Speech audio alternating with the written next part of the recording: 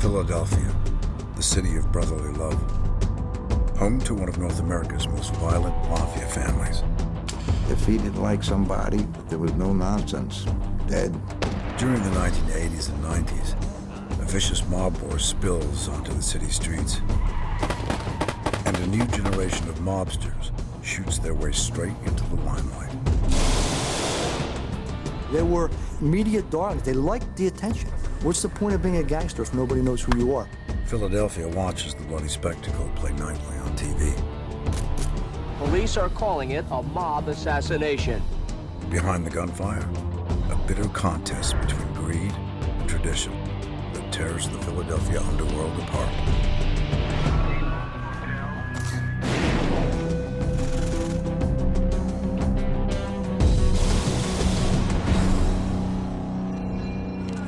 Angelo Bruno, godfather of the Philadelphia Mafia for 21 years, is one of North America's most powerful organized crime bosses. To the authorities, he portrays himself as a quiet tobacco salesman. But in reality, he makes millions from illicit gambling rackets, collecting illegal taxes from local businesses and loan sharking. Former Philadelphia mobster Nick the Crow Caramandi killed for the Philly mob and grew up in the city under Bruno's rule. He became the boss in 1959, and he ruled it with an iron hand. He kept it pretty quiet, and not too many murders. A murder occasionally, here and there. Bruno's lawyer and friend, Nick Nastasi, remembers Angelo's quiet authority. I once walked with him in his neighborhood, and there wasn't this ostentatious show of, I'm a tough guy, I'm a wise guy. It just wasn't a part of his character. March 21st, 1980, a stormy evening in South Philadelphia. Angelo Bruno pulls up outside his house. At the wheel is his trusted driver, John Stanfa, a Sicilian-born mafia associate. Bruno lives in the heart of the city's Italian-American community. Here he feels safe. As a mafia don, he rules these streets, but not for long.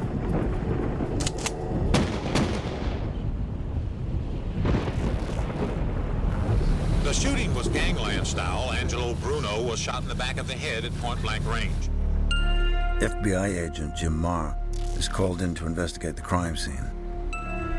Bruno was still seated in the passenger side of the car, his mouth open, his head back. From looking at the body, first it appeared as though he'd been shot behind the right ear.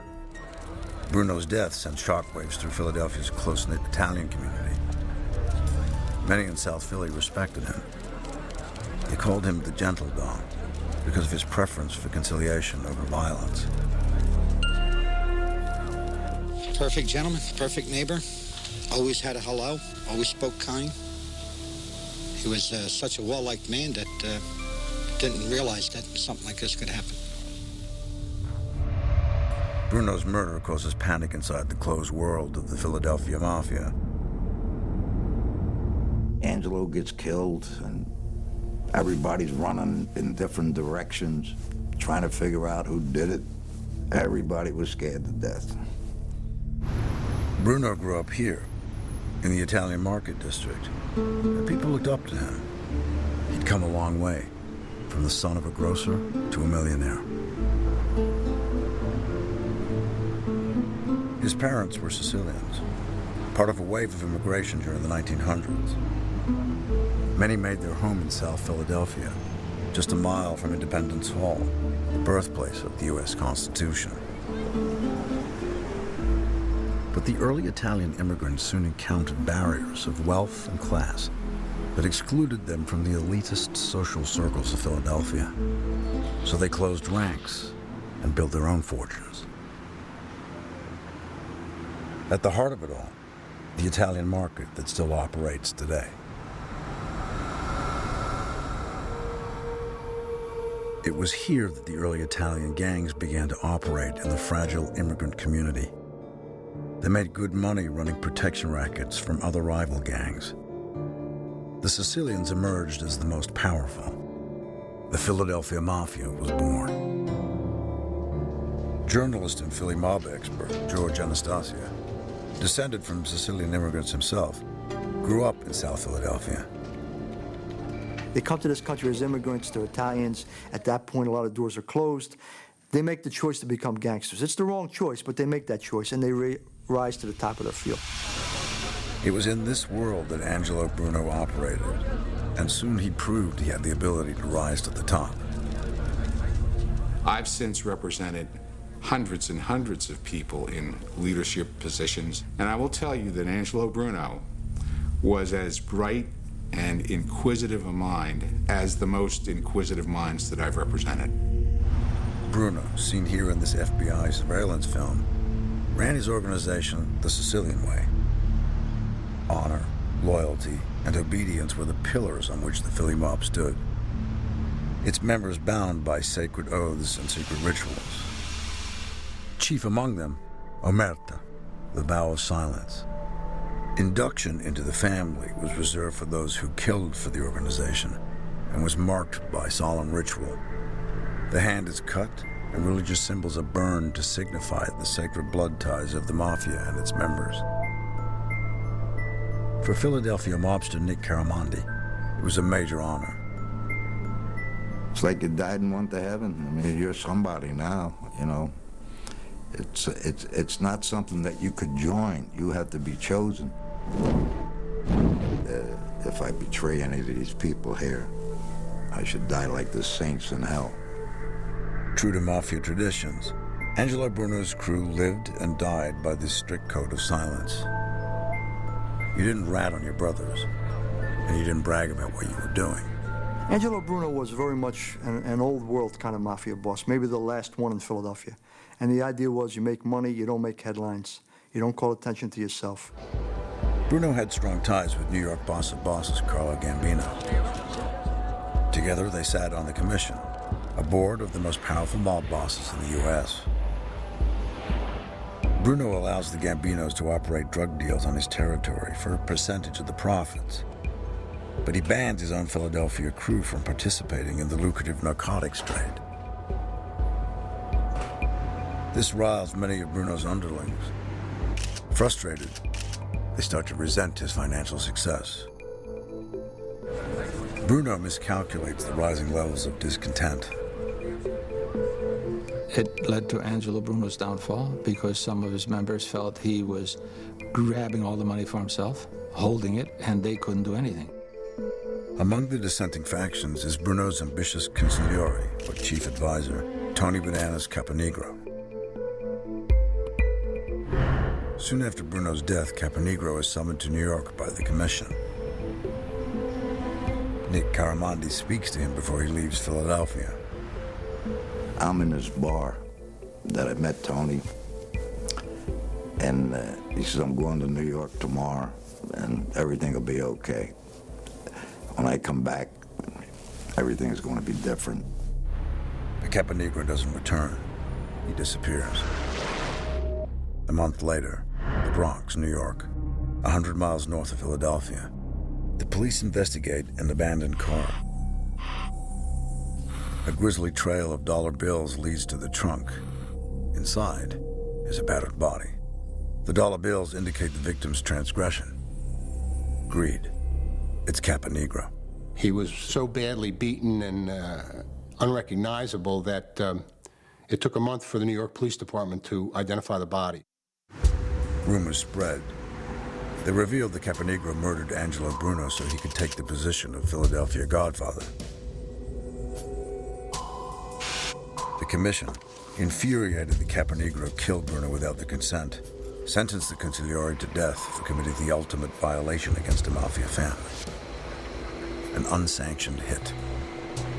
It was economics. Bruno's killed, Caponegro's killed, and the Philadelphia family is kind of turned into a chaotic condition from which it never really recovered. It just was careening out of control ever since then. With Angelo Bruno and Anthony Caponegro dead, The Philadelphia Mafia needs a new Don. Phil Testa, Sicilian-born mafiosi, was Angelo Bruno's underboss, which makes him the natural choice for successor. With the approval of the New York crime families, Testa steps into Angelo Bruno's shoes, but they prove impossible to fill. What he did was try to keep the Bruno reign and that style going, but it was unable to do that because there was too much at stake. Violence had been let loose, and people realized that they could advance by murder. March 15, 1981, almost a year to the day since the murder of Angelo Bruno. Mob boss Phil Testa returns to his home in South Philadelphia. Police are calling it a mob assassination. Testa is fatally wounded by a remote-controlled nail bomb placed under the front stoop. How loud was the explosion? Loud enough to blow me right out of my bed. I says, it must be a bomb or something, you know, the way it went off. It was very powerful. It was the contents of 13 sticks of dynamite in a box with finishing nails. It was designed to act like a claymore mine and scatter all the shrapnel. It blew most of the wall out into the street in front of the house, with some of the debris hitting his car, which was double parked. The perpetrators of the bombing are never brought to justice, although many believe the incident was ordered by Testa's ambitious underboss, Peter Casella. Philadelphia has lost two godfathers in less than a year. It's unprecedented. Once again, the New York crime families must decide who will become Philadelphia's next Don. It's a decision that started the bloodiest chapter in Philadelphia's violent mob history. 1981. The Philadelphia Mafia is in turmoil after the murder of two mob bosses, Angelo Bruno and Phil Testa, in less than a year. The door is wide open for a new godfather, and the man to step through it is little Nicky Scarfo, Testa's consigliere. One little thing, I mean, Scarfo could turn on you in a minute. I mean, we all were afraid, you know, we followed the rules. As long as you followed the rules, you were okay. But if he didn't like somebody, that was it. There was no nonsense. Dead. What Scarfo lacks in height, he makes up for in violence. Within the first year of his reign, 9 people are murdered. 2 in retaliation for Phil Testa's death. The Scarfo murder was a calling card. If you annoyed him, aggravated him, you're likely to get popped. And that destabilized the whole organization. There was no regard to honor except for his. Everything centered around him. He was a totally self-centered, egotistical maniac. Salvi Testa is the late Phil Testa's son and one of Scarfo's captains. Fellow mobsters see him as a future high flyer. Salvi has killed over 10 men for Scarfo, and the mob boss holds him in high esteem. Salvi plans to marry the daughter of Scarfo's underboss. The new Don gives the couple his blessing and plans an extravagant wedding. The wedding was already set up. They were going to have Michael Jackson come and sing at this hotel, 700 guests. But Salvi gets cold feet and calls the wedding off. Nicky Scarfo is furious. Salvi Testa had embarrassed my underboss. He embarrassed me. You can't have that. What kind of respect is that? But the real reason was that Scarfo was worried that Salvi Testa was gaining too much of a following within the organization, very charismatic, a young kid, and he was worried about him as a rival. Scarfo wants Salvi dead. He orders Nick the Crow Caramandi to make the hit. I got nightmares over him because he was a true mafioso. I mean, they didn't come any better than him.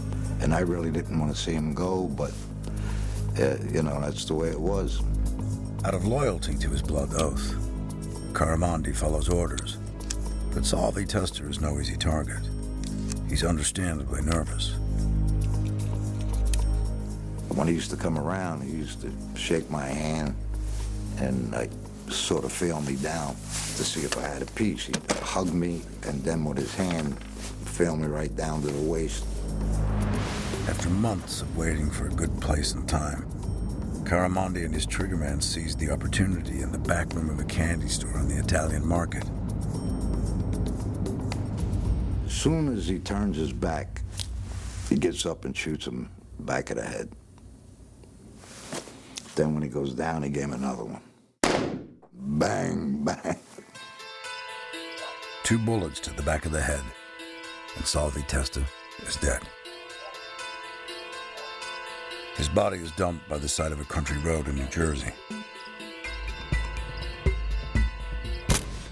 A growing media frenzy catapults the citizens of Philadelphia into the violent world of the once low-lying mafia. This is real-life drama, and the set is right on the public's doorstep. It is very much a soap opera in Philadelphia. It always has been. And if they weren't shooting each other, it would almost be a black comedy. But these guys all got guns and they're all knocking each other off. By the 1980s, FBI surveillance technology has become far more sophisticated, allowing them to watch the mafia's every move. 1986, the Delaware River that borders Philadelphia. A development company, Rouse, plans to build a multi-million-dollar housing scheme on the waterfront. It's the backbone of an extensive urban redevelopment project to help bring Philadelphia out of the economic doldrums. High unemployment has left many downtown areas crime-ridden.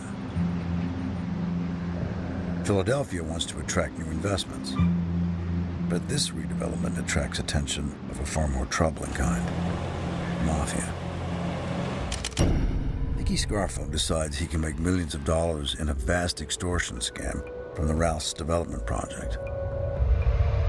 He sends Caramondi to shake down the owner, William Rouse. If the development company cooperates, the mob will leave them alone.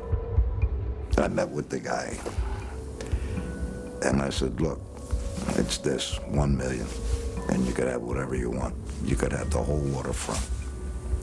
Then you won't have any trouble with unions.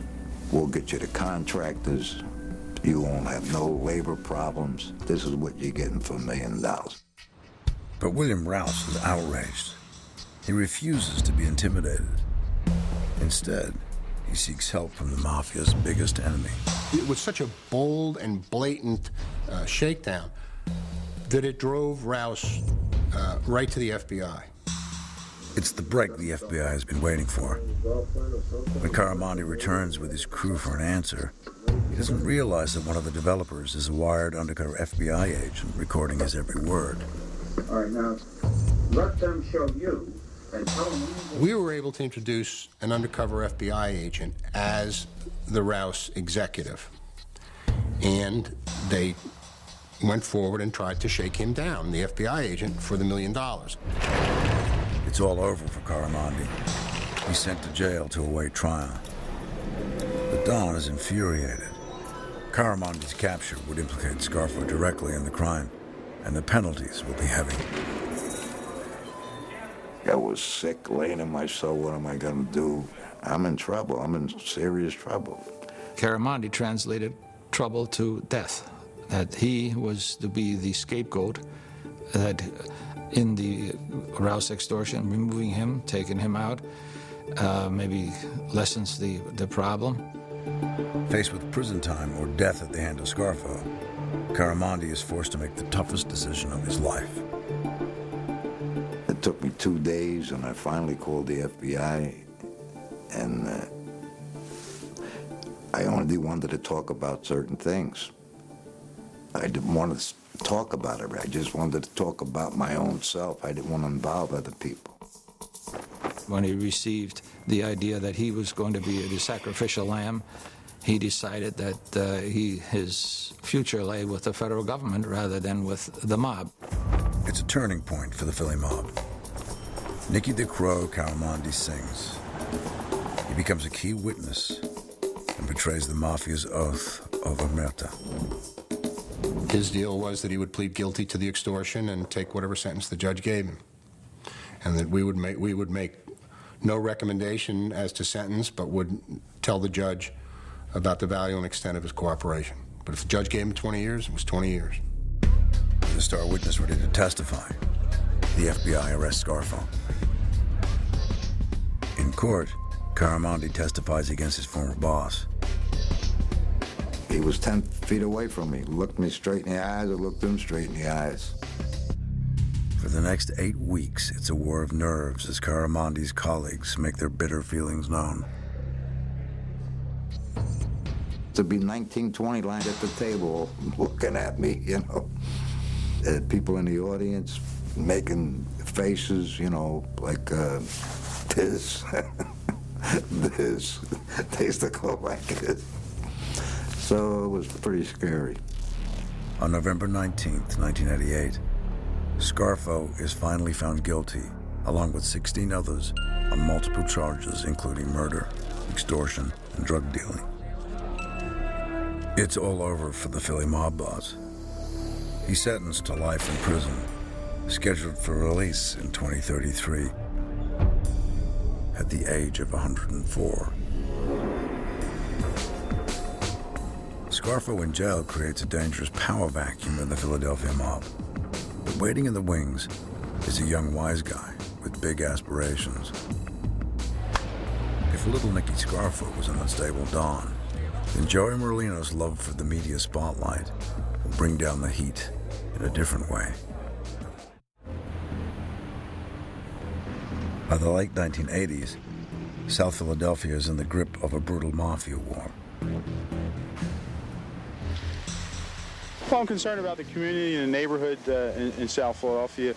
We have to do something to not permit this type of lawlessness.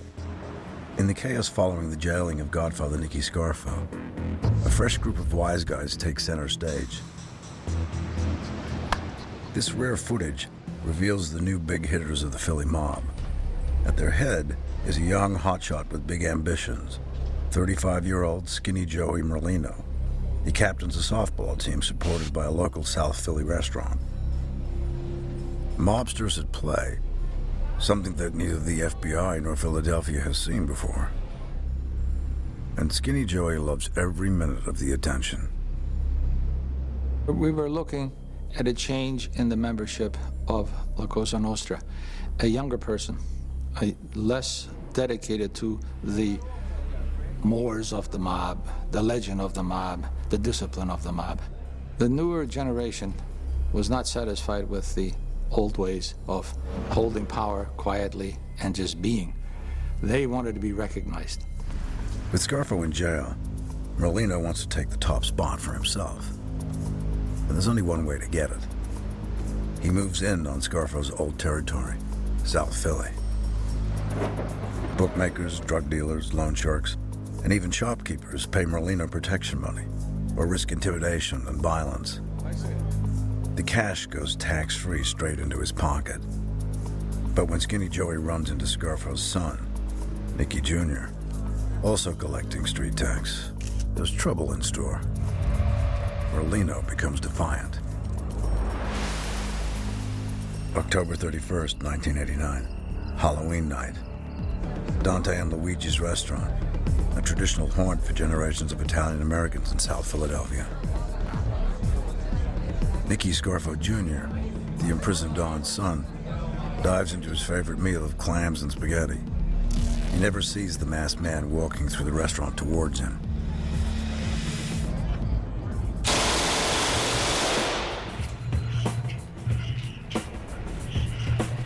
It was clear that the attackers meant to kill the young man. Even though Nicky Scarfo Jr. is hit 8 times at close range, the bullets miss vital organs, and miraculously, he survives. The mob hit in the middle of a public restaurant shocks the city. Merlino's street crews are getting out of hand. The Philly Mafia needs a new Don to stop the public violence, and fast. Once more, the New York crime families must approve a new godfather for the Philadelphia mob. This time, they play it safe. They bring in John Stanfa, a Sicilian steeped in the old ways of the mafia. Stanfa was the personal driver for the gentle Don, Angelo Bruno, and is trusted by the New York Commission. The New York families go to Stanford and say, Stanford, go back to Philadelphia, put that family back together. But Stanford immediately locks horns with the ambitious Merlino crew. Right away, he's in conflict with the younger guys, and they're saying, who's this interloper? Who's the Sidgy? He calls them the little Americans. They call him the greaser. It's a generational thing. It's an ethnic thing, and this tension develops. The once protective bubble of the Philadelphia mob has burst. This new generation of mobsters doesn't feel connected to the secretive world of the Sicilian mafia and believes John Stanford has no right to run an American mafia family. You have changes taking place then in American society where subsequent generations are totally assimilated.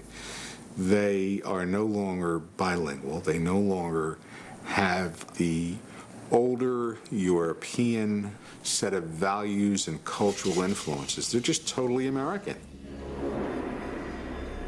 In 1990, Joey Merlino's criminal career is interrupted. He's sent to jail for 4 years on charges of armed robbery. Inside, Merlino's dislike for John Stanford plays right into the hands of Ralph Natali, a mafia old-timer imprisoned on narcotics charges. Natali encourages the ambitious Merlino to wrestle control of the Philly mob from John Stanford and take it for the both of them. Joey's talking about John Stanford and the turmoil in Philadelphia, and Ralph, considering himself an old head, starts to advise Joey, telling him what to do, how to act, that kind of stuff. With Merlino in prison, it's time for Stanford to bolster his own crew. His attention turns to Big Ron Previty, a former Philadelphia cop gone bad. Previty is an established thief. He made his name in the underworld, fleecing the casinos in Atlantic City. The mob allowed him to operate as long as he paid them a street tax. There was 100 different ways to steal from the casino. You steal from the casino, you steal from patrons, you steal from rooms, you steal everything. And the amount of money I made was astronomical. Previty has the know-how to earn good money, but Stanford wants a piece of the action. He recruits Previty as a bodyguard and allows Big Ron to operate his criminal activities in Philadelphia. In return, Previty pays Stanford a cut of his proceeds. I was useful to the Philadelphia Mafia because I brought in scads of money. A lot of money through my bookmaking, through my extortions. I was constantly bringing Stanford money, constantly. Previty is a practiced extortionist. His disturbing methods reveal why Stanford values him. You don't want to kill people for money when they owe you money, because if they're dead, they can't pay you. So you beat them up, you threaten them. You'd hit him with a baseball bat. I had a guy one time, I took him to a car, opened the hood, and put his head next to the fan belt and closed the hood on his head. And, every time the fan went around, it would hit his cheek. You don't have to do it often, because when Joe Blow tells Bob Blow that you stabbed him with a screwdriver and shows him, they pay you. But secretly, Previty is worried. Skinny Joey is on early release from prison, and the Merlino-Stanford power struggle is spiraling out of control. The violent nature of the rival factions could mean trouble for Previty. The generations have totally changed that, It's a whole different thing nowadays. They're more like street corner thugs than a organized crime unit. With Previty in the middle of this turmoil, the FBI spots an opportunity. They know he's in a vulnerable position, and they want to exploit it. The FBI makes him an offer too good to refuse. A weekly payment in return for mob information. Working for the FBI at the time, working for Stanford at the time, working for myself at the time. I mean, bullets were flying, people were getting shot. I got Stanford screaming and hollering he wants money. I got the FBI wanting information. It's a tightrope. It's a real tightrope. But, hey, I walked it. With Stanford oblivious to an informer in his midst, he makes a calculated move that surprises many. He tries to bridge the generation gap between him and the rival Merlino factions and bring stability to the Philadelphia streets. Stanfa makes Joey Ciangciangolini his underboss. Joey's brother Michael is a member of the rival Merlino gang. Merlino soon responds to the conciliatory overture. March 2nd, 1993. The Warfield Cafe just off Schuylkill Expressway in South Philadelphia. Before dawn, it's a desolate spot.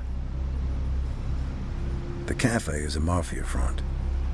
The owner is Joey Ciangciangolini, Stanfa's newly appointed underboss. The FBI constantly monitors the restaurant with surveillance cameras pointed at the front door.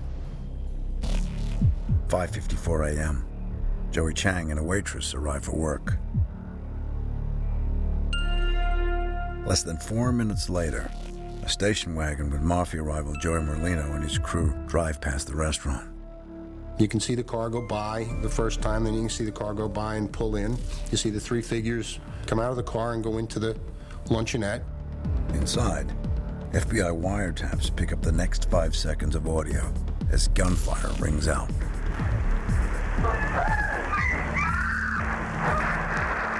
You hear the gunfire from the microphone inside, you hear the waitress scream, and you see them leave. It's the only recorded mob hit in history.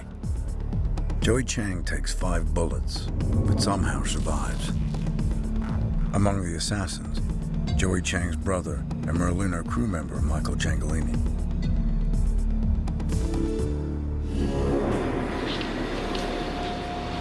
Stanfa takes the news seriously.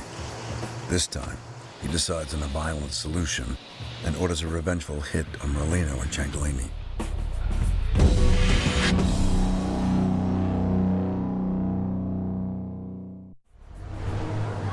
Philadelphia is playing center stage to a violent mob war. Godfather John Stanfa has ordered the murder of Joey Merlino and Michael Ciangolini, members of a rival mafia crew. Stanfa's chance comes on August 5th, 1993. Catherine and 6th Street, a residential area in South Philadelphia.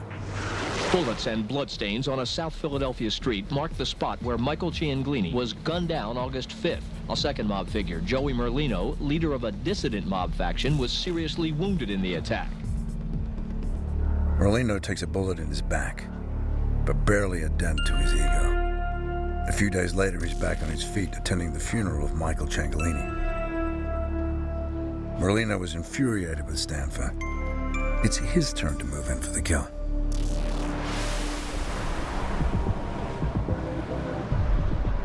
Morning rush hour, August 31st, 1993.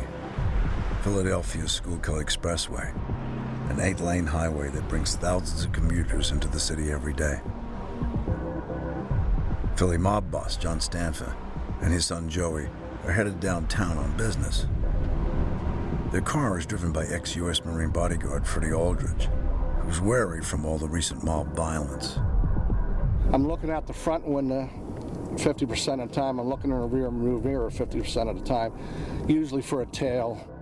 And I saw this van creeping up on my right quarter. I felt uneasy about it. I said, this doesn't look right. Suddenly, the van closes in. Automatic gunfire rakes Stanfa's car, and all hell breaks loose. The guns are blazing. I can see that the bullets are ricocheting. They're going in the car.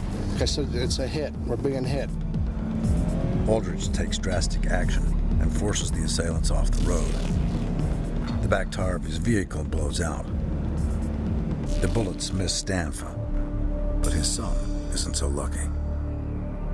John got up from the position that I pushed him down on and saw that Joey was hit in the face. And he said, stop the car, stop the car. I said, John, there's nobody going to help us here. And he said, okay, Freddie, drive the best you can. Aldridge heads for Stanfa's headquarters, an old warehouse just off the expressway.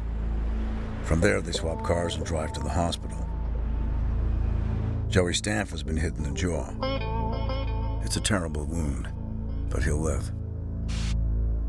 News of the Stanfa hit spreads. People are astonished to see the mob war now spilling out onto the commuter belt. Gunman recently tried to kill this man by machine gunning his car on a city freeway during the morning rush hour. It's that disregard for innocent bystanders that has Philadelphia so concerned. That kind of hit was unheard of in Philadelphia. If you look at the way the Merlino faction operated, they were basically saying to John Stanford, you think you're tough? We're tougher. But in 1994, law enforcement gathers enough evidence to intervene. Philadelphia mob boss John Stanford is arrested on racketeering and narcotics charges. The judge gives him 5 consecutive life sentences. Among the key informants, one of Stanford's own, Ron Previty. He shouldn't have trusted me because in the old Sicilian rules, an ex-cop can't be a gangster. I think John Stanford was an old-time tough guy. He believed in the mafia. He really believed it. He believed in the old ways, but there is no more old ways. It's so watered down no more that that's history. In the same year that Stanford is sent to jail, Ralph Natale is released. Natale joins forces with his protege and Stanford rival, Joey Merlino. Natale and Merlino appoint themselves as boss and underboss. This time, the New York families don't get involved. They have enough problems facing an FBI crackdown on their home turf. Natale and Merlino are on their own. Their relationship is growing increasingly strained. I don't think that Merlino and Natale ever got to the point where they exercised real power, because their organization was so dysfunctional. But in the public eye, the Philly mob has never been more visible. During the mid-1990s, Merlino actively seeks publicity and promotes himself as a flamboyant godfather. Well, yeah, he was a GQ gangster. He liked to dress nice. He liked women. He liked flashy cars. He was a flashy guy. He needed a lot of money to live the life he did. He was a funny guy, but Joey was a stone-cold killer also. They were media darlings. They liked the attention. What's the point of being a gangster if nobody knows who you are? It's the total antithesis of Bruno. Merlino regularly holds neighborhood charity parties. He courts the journalists who cover the events. It's Joey Merlino, the celebrity gangster. Joey Merlino with the Christmas parties for the homeless. All right, brother. Happy holidays. We helped create this image of Joey as this Robin Hood. With the media's help, Merlino positions himself as a model citizen, not as a federal criminal. He'd go to a Catholic school, and the little Catholic school children would come up to him and say, "Mr. Merlino, you are my idol." My pleasure. Happy holidays. You're my idol. And I'm a Catholic, and I just found it really offensive to have some little Catholic kid go up and say, "You are my idol." I mean, he shouldn't be anybody's idol. You're gonna lock me up for this? It's not a crime, right? But the FBI has an ace up its sleeve. Use informant Big Ron Previty to put both Merlino and Natale away. But there's a problem. Previty is known to be a friend of rival John Stanford. Previty, with the help of the FBI, tries to ingratiate himself into the rival faction. We had to position Previty with Natale and Merlino so that they wouldn't kill him, and that he could begin to report to us on them. Word is out that Previty is the moneymaker in the underworld. Natale arranges to meet him. Ralph shook my hand, and he said, "I'd like you to be my guy in the South Jersey area." And he was supposed to be a real smart guy, and he probably was, but he was dumb when he called me. Previty managed to get close to Natale and Merlino, but now the feds want Big Ron to do more than pass on information. They want him to wear a wire to secretly record his mafia associates and their criminal activities. And the FBI is ready to pay even more for the privilege. The FBI pandered to my weakness, which was money. and they threw a lot of money at me. And I took it. I was making, $9,000 a month plus expenses. Although Previty cuts one of the best financial deals in the history of the FBI, he places himself in a very dangerous position. If they discover the wire, what do you do then? I mean, the only thing you can do is kill the guy. Oftentimes he was in places where we couldn't see him. He was in a building, we didn't know where he was in the building. If they decided to kill him, we would just know who had killed him if we got the tape back. Previty risks discovery on a daily basis. I was in a room one time recording some people, and I put my leg up on the table, and the on-off button was hanging out under the pant leg, right? I'm looking around, I said, oh, and these dopes didn't even see it, so I just put my leg down. I said, I gotta go, guys, and I left. Finally, Previty records a series of incriminating conversations for the FBI. The evidence is so powerful, it could be the final blow to the Philadelphia mob.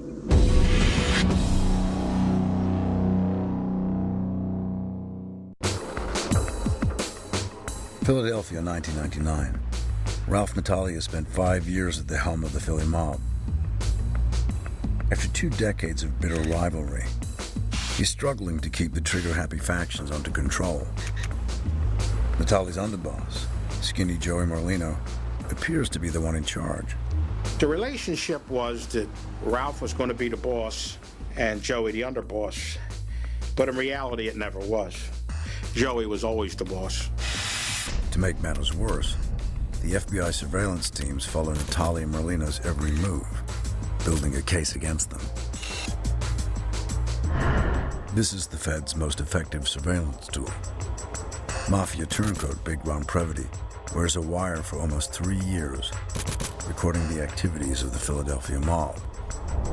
Ron Previty brought evidence in against 3 separate Cosa Nostra family bosses.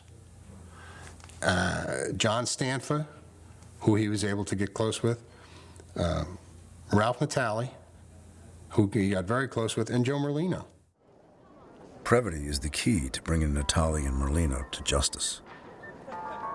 He records 400 hours of conversations for the FBI, and many place Natale at the heart of a narcotics ring through Philadelphia and New Jersey. The evidence is overwhelming. The FBI finally makes its move against the beleaguered boss.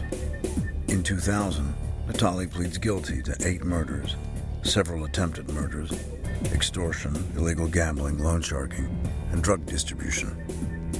In a bid to save his own skin, Natale makes an extraordinary decision: to cooperate with the feds. He is the first sitting boss in American mafia history to squeal on his mob associates. Natale realizes he's a 2-time convicted drug dealer. This is life if it gets convicted. And Natale decides, that's it. Previty's got me nailed already. I'm going to cooperate.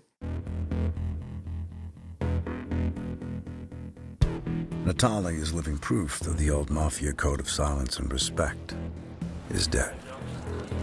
His testimony finally nails Joey Merlino. In December 2001, Merlino was sentenced to 14 years in prison on charges of racketeering. Between Previty and Natale, their evidence helps convict over 20 ranking members of the Philadelphia Mafia and decimates their organization. On January 21st, 2005, at the age of 69, Natale is finally sentenced to 13 years in prison. After he's released, he'll spend the rest of his life in witness protection. The 2 men who helped the FBI bring down the Philly mob have broken the most sacred and time-honored codes of the Mafia. Such transgression brings with it the risk of imminent death. But so far, they're alive. Nick the Crow Caramandi was one of the first to sing. He now lives in an undisclosed location under an assumed name in the Witness Protection Program. You know, I'm lucky that I'm still here, let's put it that way. You gotta be safe, safety, that's the word. I'm always looking over my shoulder, watch who I see, try to stay low key. Big Ron Previty remains in the Atlantic City area, refusing any protection from the federal government. I have to be careful. A lot of people don't like me, but then again, I don't like them either. So, que sera, sera, whatever will be, you know. When you're born, there's a date you're gonna die. And I lived a good life. I really did. What happened to the mob in Philadelphia can be seen happening all over North America. If there ever was a code of silence, and if there ever was this idea of honor and loyalty that disappeared a generation or two ago, it was a phenomenon, the Italian-American gangster experience, but I think it's pretty much played itself out. The mob no longer has the powerful support network of community, language, and culture that Angelo Bruno relied on. Traditions that once formed a protective cocoon around the mafia are now gone. Unable to withstand outside pressure from law enforcement and social change, the once powerful Philadelphia mafia family collapsed, never to recover.